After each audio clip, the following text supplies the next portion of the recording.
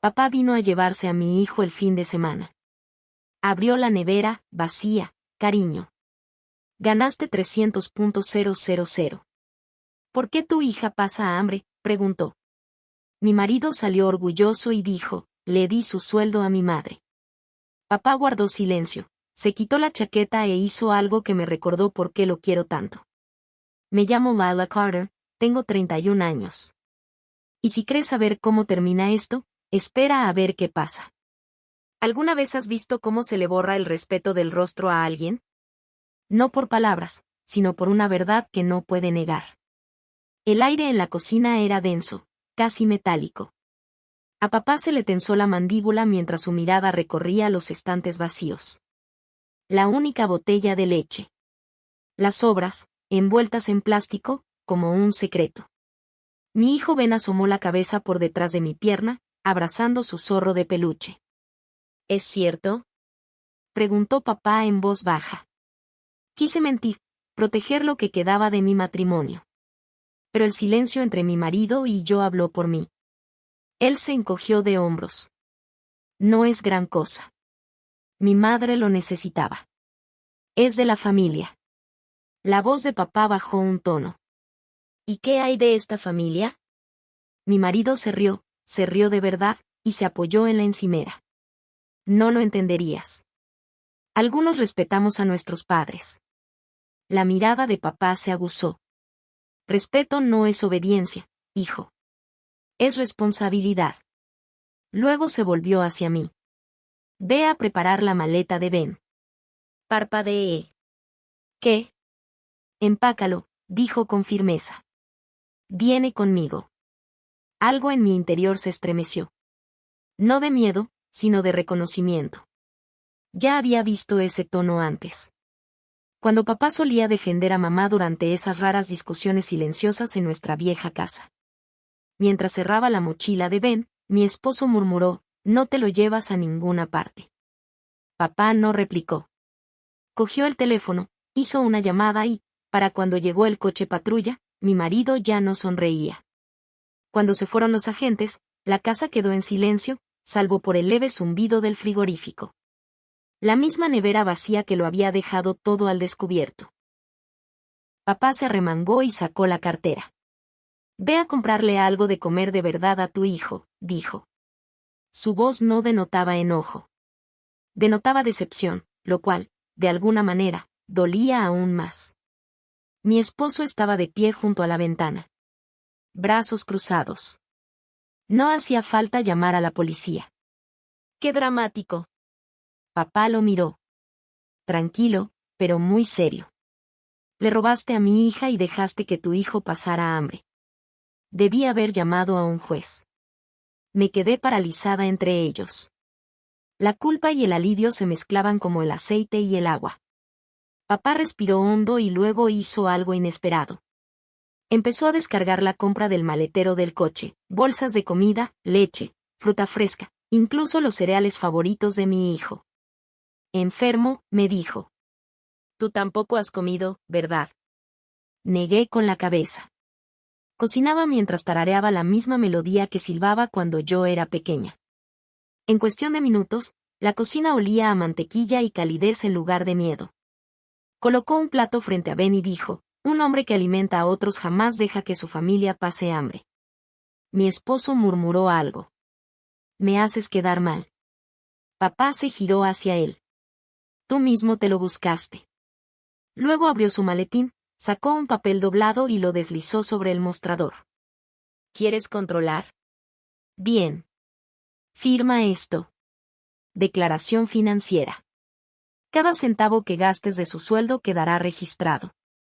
Mi esposo palideció. No me lo puedo creer.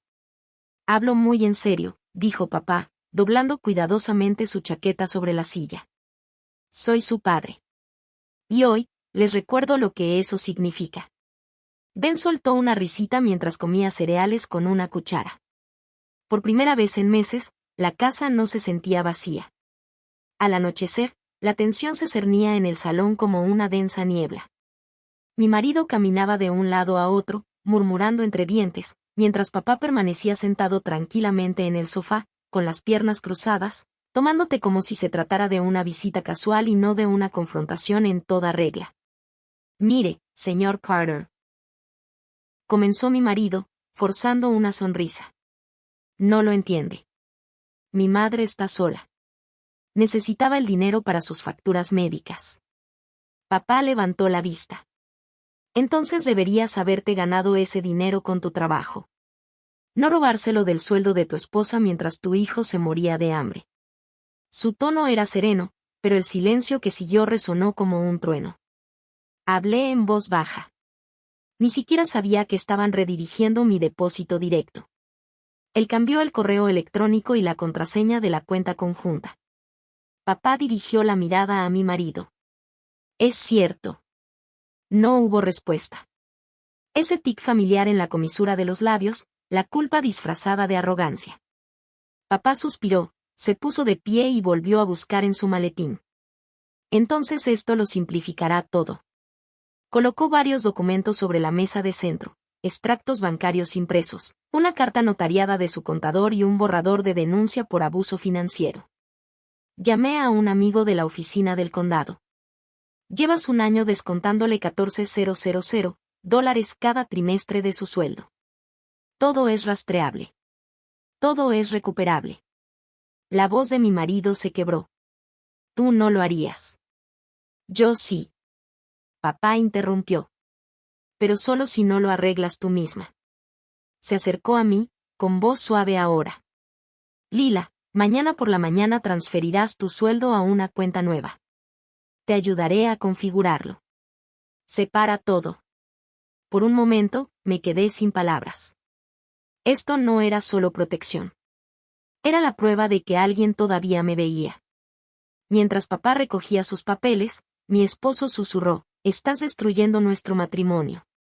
Papá ni siquiera miró atrás. No, hijo. Eso lo hiciste tú cuando confundiste control con amor. La puerta principal se cerró tras él y, por primera vez en años, sentí que el aire cambiaba, de pesado a fresco. A la mañana siguiente, un rayo de luz se filtró por las persianas, dibujando líneas doradas y puras en la habitación. Me senté a la mesa. Los documentos de mi padre se extendían ante mí. Un mapa de la libertad disfrazado de papeleo. Mi marido entró tambaleándose. Cabello revuelto. Ojos demacrados por una noche en vela. Llamaste a tu padre para delatarme. Dijo con voz quebrada, ¿te imaginas lo humillante que fue eso? Levanté la vista de los foros. Estás humillado porque te pillaron. No porque hayas hecho nada malo. Se inclinó hacia adelante, con los puños apoyados en la mesa. Estás exagerando. Ayudo a mi familia. Deberías respetarlo. Sostuve su mirada. ¿Y quién respetaba lo mío? ¿Quién respetaba a nuestro hijo cuando pedía el desayuno? Y yo tenía que mentir. Él apartó la mirada, sin responder.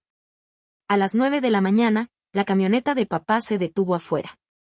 Salió con silenciosa precisión, sosteniendo un café en una mano y una carpeta en la otra. ¿Listo? Me preguntó a través de la puerta abierta. Mi marido se burló. ¿De verdad crees que puedes quedarte con su dinero ahora?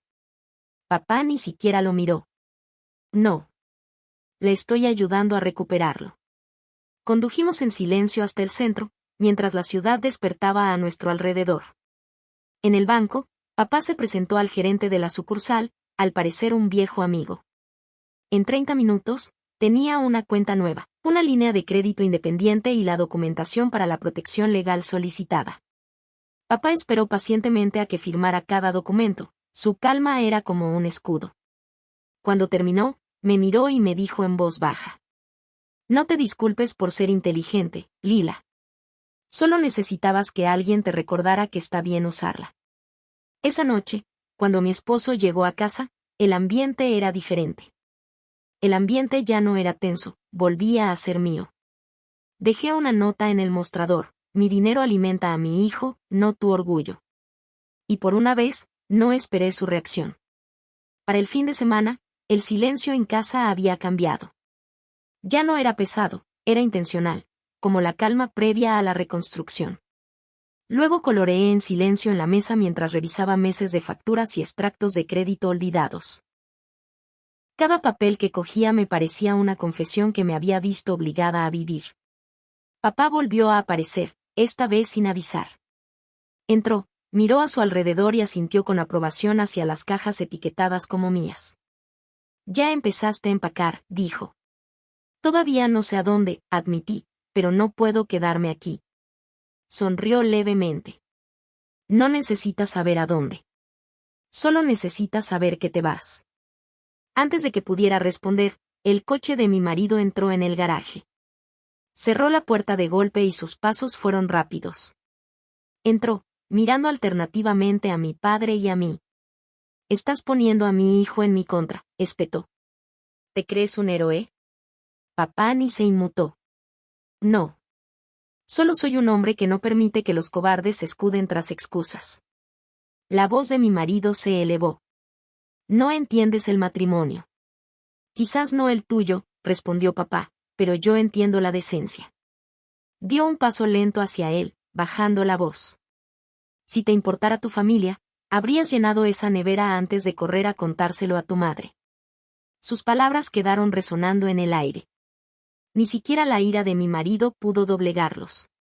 Retrocedió, maldiciendo entre dientes, y salió furioso por la puerta. Cuando el sonido de su coche se desvaneció, papá se volvió hacia mí y me puso la mano suavemente en el hombro. Esto no es el final, Lila. Es el comienzo de que te conviertas en la madre que Ben se merece. Ben levantó la vista de su dibujo y sonrió. Abuelo, ¿te quedas a cenar? Papá se rió entre dientes. Esta vez traje comida, hijo. Preparemos algo especial. Y por primera vez en meses, la cena no supo a supervivencia. Supo a hogar. El lunes, ya había tomado mi decisión. Solicité la separación. No fue una escena dramática. Solo firmas silenciosas en papel grueso y la sensación de cadenas rompiéndose eslabón por eslabón. Mi padre me llevó al juzgado. La risa de Ben resonaba en el asiento trasero mientras sostenía un jugo como si fuera una victoria. Dentro, el empleado selló los formularios sin ceremonia alguna. Te darán la fecha de la audiencia preliminar dentro de 2 semanas, dijo. Papá le dio las gracias y luego se volvió hacia mí. ¿Cómo te sientes? Dudé. Libre. Aterrorizada. Ambas cosas. Sonrió. Eso significa que lo estás haciendo bien. De vuelta en casa, la casa se sentía vacía. Los muebles siguen en su sitio, pero la energía se ha ido. Mi marido se llevó algo de ropa y unos cuantos aparatos electrónicos. Todo lo demás lo dejó atrás, como si se deshiciera del peso de sus decisiones. Pasé esa noche ordenando los armarios de la cocina. Los de Ken estaban perfectamente alineados. Los productos frescos, apilados donde antes había vacío. Cuando Ben se despertó para beber agua, parpadeó mirando los estantes. Mamá, está lleno. Sí, cariño, susurré. Está lleno otra vez. Más tarde, me senté junto a la ventana con una taza de té, leyendo los mensajes de compañeras de trabajo y amigas. Mujeres que habían visto mis publicaciones sobre control financiero y se habían puesto en contacto conmigo en privado. Eres valiente. Me diste el valor para enfrentarme a mi marido. ¿Me ayudas a crear mi propia cuenta? Fui escribiendo las respuestas una a una. Cuando papá llamó esa noche, su voz era suave. Tu historia está ayudando a más gente de la que te imaginas. Miré a Ben, dormido en el sofá, con la mano aún sujetando su zorro de juguete. A mí también me está ayudando, dije. Afuera, las farolas brillaban contra el cristal. Firmes, inquebrantables, como una promesa. Mañana volvería a empezar. No como hija de nadie. No como esposa de nadie. Igual que Lila, que ya tenía suficiente con lo suyo.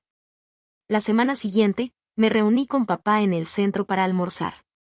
Cuando llegué, ya estaba sentado, mirando el móvil con esa media sonrisa que ponía cuando fingía no preocuparse.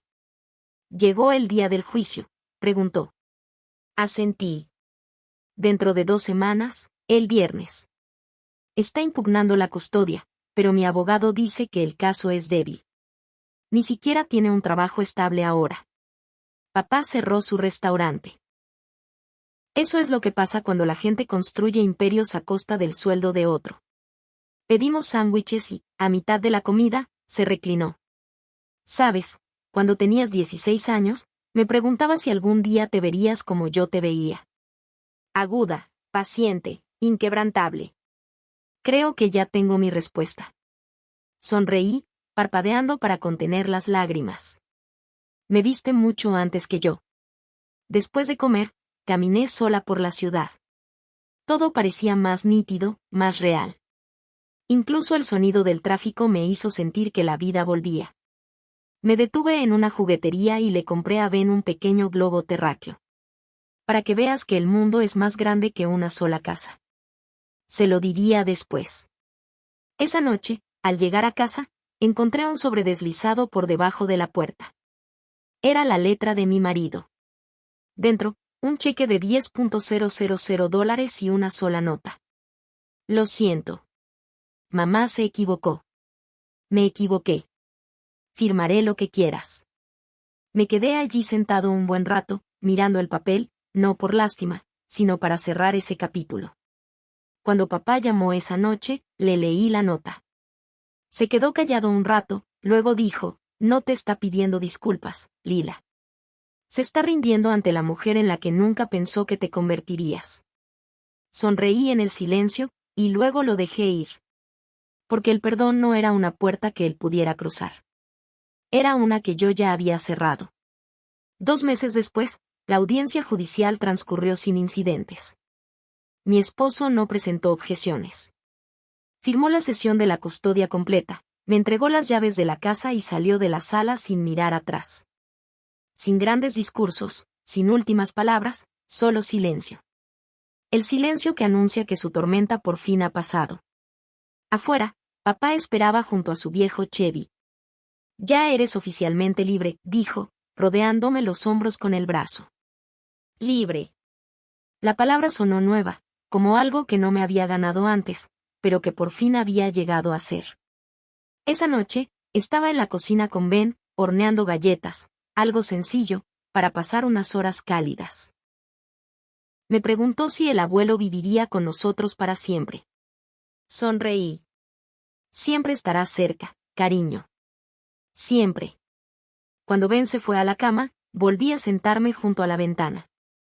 El mismo lugar donde, meses atrás, me quedaba mirando la nevera vacía y sentía ganas de desaparecer. Ahora, las luces de fuera centelleaban, y el reflejo en el cristal no era el de una mujer derrotada por la traición, sino el de una reconstruida por la verdad. Mi teléfono vibró. Un mensaje de papá. El orgullo que siento se queda corto. No permitiste que te doblegaran, les enseñaste a levantarse de nuevo. Le respondí escribiendo. Tú me enseñaste cómo. Al otro lado de la habitación, la nueva oferta de trabajo estaba impresa sobre el mostrador. Un puesto de liderazgo en una empresa de medios que había seguido mi historia en Internet. La ironía no me pasó desapercibida. La chica a la que una vez ridiculizaron por no saber manejar un sueldo ahora enseñaba a otros a valorarse. Apagué las luces y susurré en la casa silenciosa. Ya somos suficientes, Ben. En lo más profundo de su ser, la niña que una vez temió la decepción de su padre y la desaprobación de su esposo finalmente suspiró. Porque al final, no fueron las disculpas, ni el dinero, ni siquiera la libertad lo que la sanó. Fue saber que jamás permitiría que nadie la empequeñeciera de nuevo.